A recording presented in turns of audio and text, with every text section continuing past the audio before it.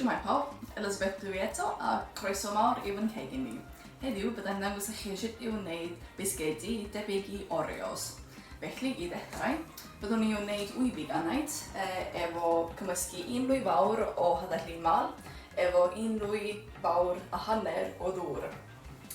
Ar gyfer y toes, byddwn ni'n cymysgu hanner cwpan o blawd gwenith ar y hyd efo 2 lwy fawr o powdr coco, hefyd 1 lwy fawr a hanner o siwgr.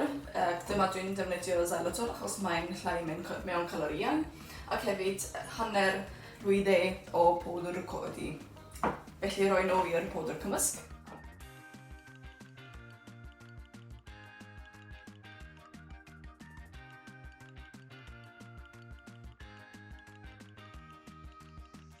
Y beth nesaf yw ychwanegu'r wy hadau llun, hefyd 1 lwy fawr o saws afal a 2 lwy fawr o dahini i'r gynhwysion sych.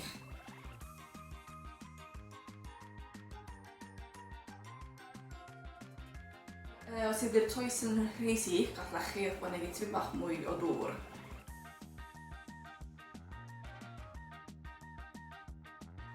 Ac nawr, byddwn ni'n rholio'r toes yn eitha denau ac defnyddio'r torrwr bisgedi neu rhywbeth i gael siapau cylch.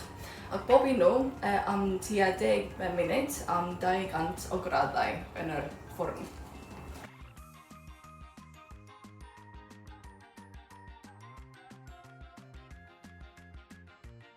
Ar gyfer llenwad, byddwn ni'n gwneud yr un beth wnaethon ni ar gyfer y hif yn offi, felly defnyddio'r 1 pecyn o hufen cnau coco, tipyn bach o vanilla ac hefyd 1 lwy fawr o rhywbeth i melysu fel sirup agave, cymysgu nhw i gyd.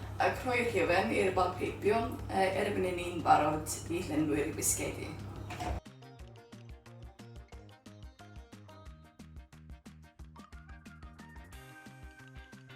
Mae rhaid i'r bisgedi oeri cyn i ni gallu ei llenwi nhw.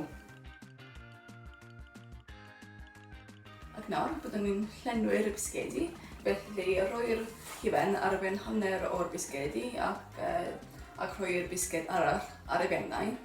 Hefyd, maen nhw'n barod i wyta yn y fanna'r lle, ond maen nhw'n well ar yr ail diwrnod neu ar ôl sawl awr. Ac hefyd, ydych chi'n gallu ei addurno nhw ar ôl hynny.